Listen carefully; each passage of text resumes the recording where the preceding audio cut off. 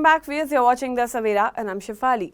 Former Brazilian President Jair Bolsonaro has been sentenced to 27 years and 3 months in prison after Brazil's Supreme Federal Court found him guilty of attempting a coup d'etat.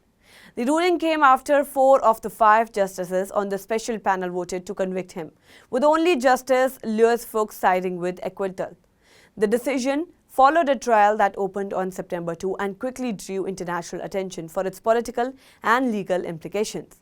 The charges against the former president were extensive and grave.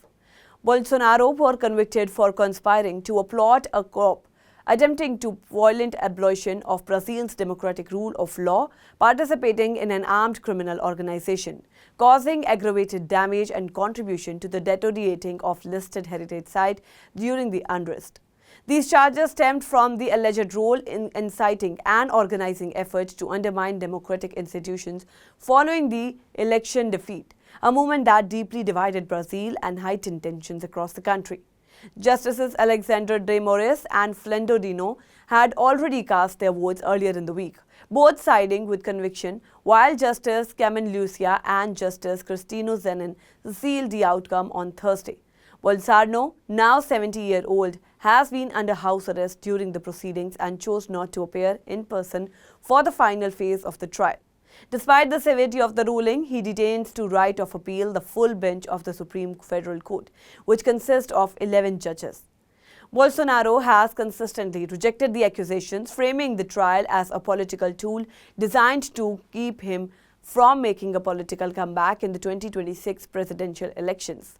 However, he has already been declared ineligible for run for public office due to a separate case, which adds further complexity to his political future. He has dismissed the charges as nothing more than a witch hunt, rhetoric that he resonated with parts of his base and kept his image alive among the most loyal supporters. The conviction has also drawn reactions beyond Brazil's border. The United States President Donald Trump, a close ally of Bolsonaro, criticized the decision, calling it very surprising and comparing it to his own legal struggles.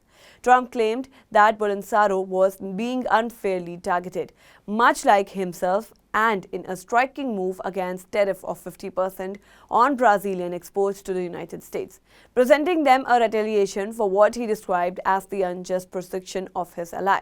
The sentence represents one of the hardest penalties ever handed down to a former Brazilian leader and marks a historic moment in the country's judicial and political landscape. While Bolsonaro's legal team is expected to appeal, the case underscores the deep division in Brazilian society and the continuing turbulence surrounding its democratic institutions.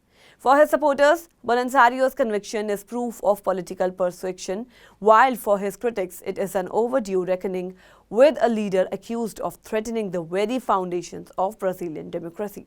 That's all for now in this update. Stay tuned to the Savera, download the app and follow us on various social media platforms.